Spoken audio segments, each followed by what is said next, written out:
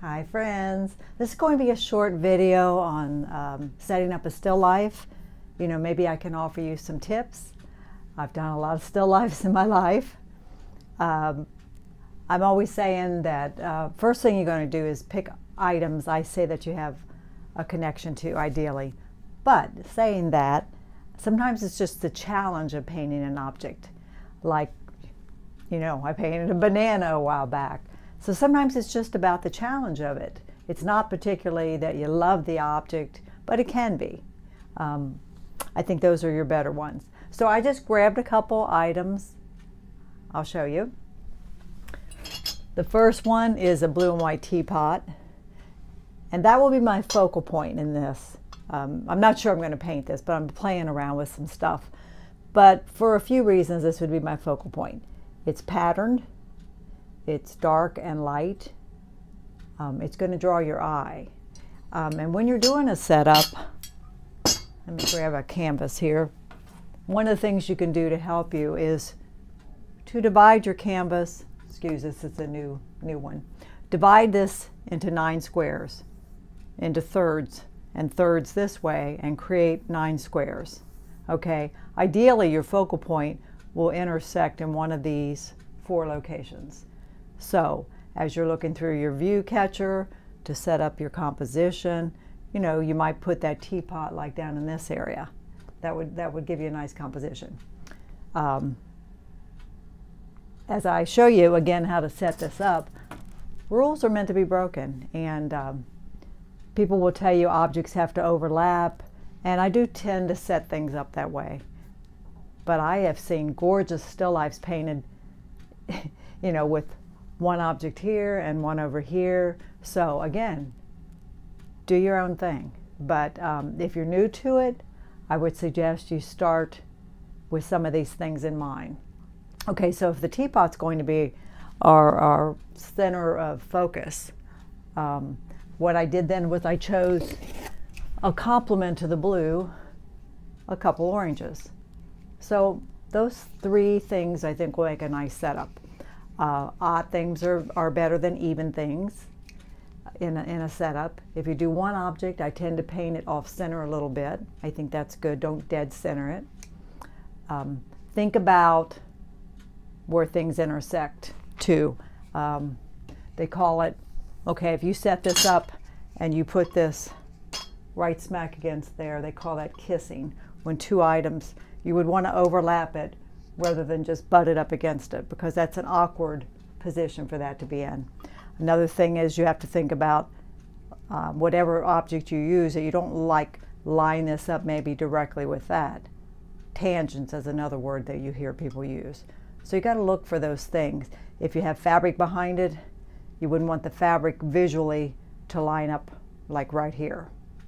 As far as setting it up, you got some options. Let's see if I can maybe bring you over and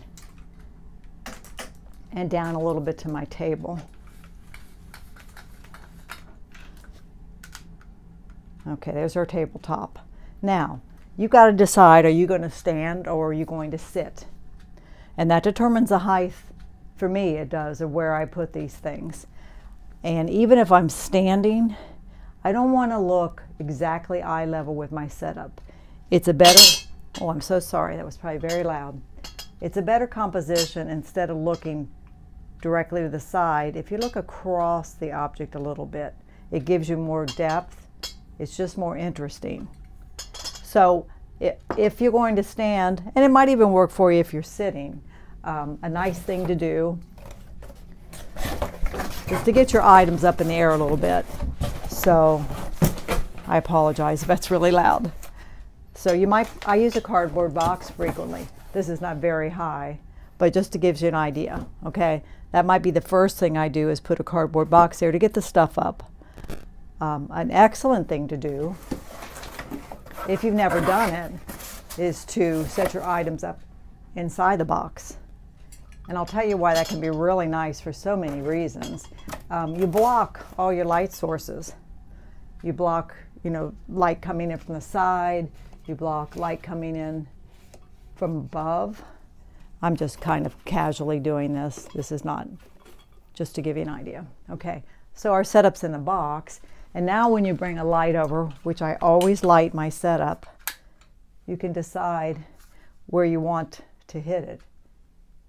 It can really be a dramatic setup that way. I have even done flowers that I hung out over the lip of the box, and it made it very dimensional. Okay, and your light's a big thing too. Depending on how you light it, whether you light it high or to the side, you might even want to consider lighting it from below, which usually I'm off to the left. And that again, you're creating this story, and you can do what you want. But again, you might, pull a few things more toward the front of the box and leave some things in the back of the box, and they're going to catch more light. So if you've never tried tucking things in a box, it's a fun thing to do. And again, it's a more dramatic setup. Okay, so let's take these out of the box. And again, if I was going to stand and maybe even set, I might very well put things on top of that box. But just for the sake of a setup here, let me show you how I would operate. Okay, I usually use fabric. This is just a little old towel. Again, that's part of your decision making too. Do you want a light fabric, a dark fabric? Do you want a patterned fabric? Like I had vintage tablecloths. Okay, so say this is what I'm going to use. I'm going to put my teapot in there, right? That's my focal point. And you have to decide what angle you would like to look at him. So many options. You could paint the same setup, and I have painted setups with a group where I might stand in front and someone else might go to the end, and it's a whole different setup depending on where you stand. But let's keep it pretty traditional. There's your teapot. I'm going to put one orange here, and I'm going to overlap in that pot a little bit, see? And depending, again, where I stand, it will change everything. And we'll set one back here. So it's an odd number. It's 3 items. It's orange and blue, the complements. It's going to be very pretty. I own display boards too. I might have to unclip you to reach one. Hold on a second. Let me get you off. Unclip this mic here.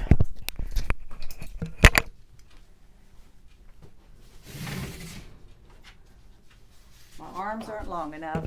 All right, let's bring you back. Okay, I own display boards, they're called, and they are like this, and they unfold. It's called a display board. This one's very tall, and it's black. But I own shorter ones, a blue one. But even with this, if I want the dark background, great. If I don't, I can still drape fabric over this. Okay. Now, a good tip here too is if you're not going to put it in a box and block the overhead light, see, hold on, I'm pulling you. Okay, here's a shorter display board that I own. Like I said, this one's pretty bright blue. Well, we're just going to open it up and lay it across the top. See, I just put it across the top. And the reason I did that was to block my ceiling light, which I will turn on when I paint. Okay? So, pretty nice. And the last thing we're going to do would be to light it. Now, it kind of blows it out for you, I know. Makes it a little difficult to see. And again, where do you want this light? Let's see if we can get you closer so it's not so blown out. But the light tells a story too. How you want the light to travel across, what you want lit. And this is fairly dramatic. I've got some really nice shadows on the handle. And again, think about on your canvas. Me, I'm going to use that view catcher and I'm going to look through it. And you can, again, draw that 9 square grid on here. And as you sketch it in, keep your focal point maybe down in here. That's what I probably would do, and set it up that way. But that's kind of all there is to it.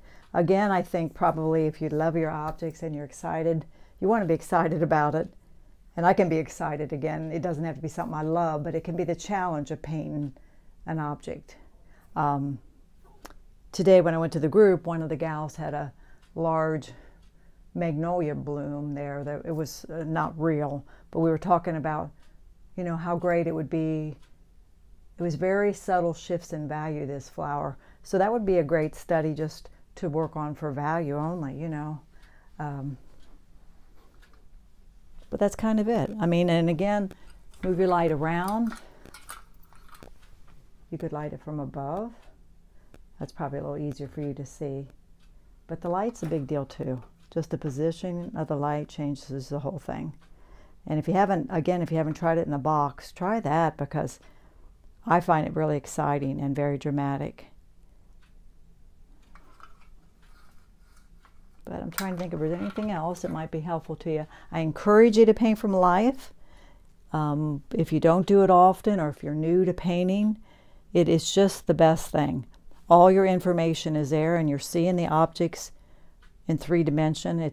You can photograph it and paint from a photo, because this is challenging, because as you step forward and back and move, everything moves.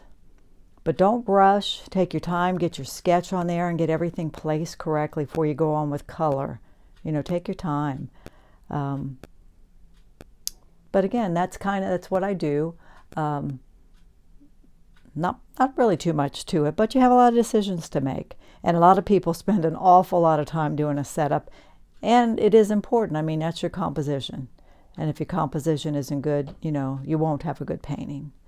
So with every object, there's decisions to make.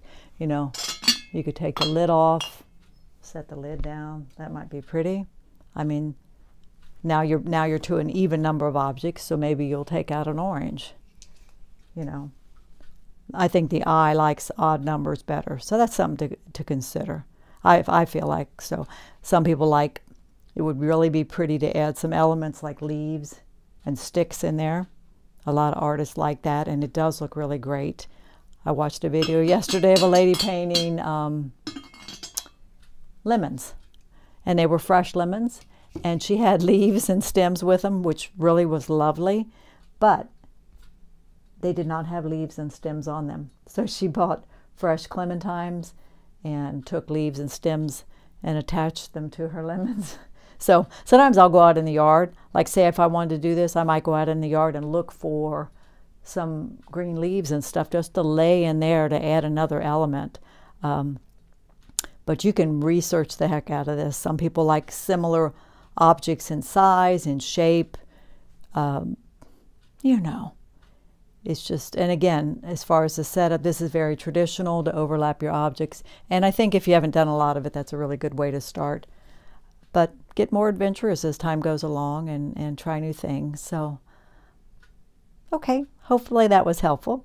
Again, I hadn't probably really shared my full process, what I do, but I love still lifes. I just love working from life, and I just never get tired of doing them. You know, it's just a different ball game. All right, well, that didn't last too long. Get back on camera and say goodbye to you. All right, get you cranked up here. Please ask me any questions. Feel free. If there's anything you feel like I didn't cover, I'm sure there's lots more. You know how it is. I'll think. I didn't make notes, so I'll think of things when I get off of here that I probably wish I had mentioned. But paint, paint, paint. Get out there, have fun. All right. Hope you're enjoying the holidays too. It's coming at us fast here. All right. I'll paint for you soon.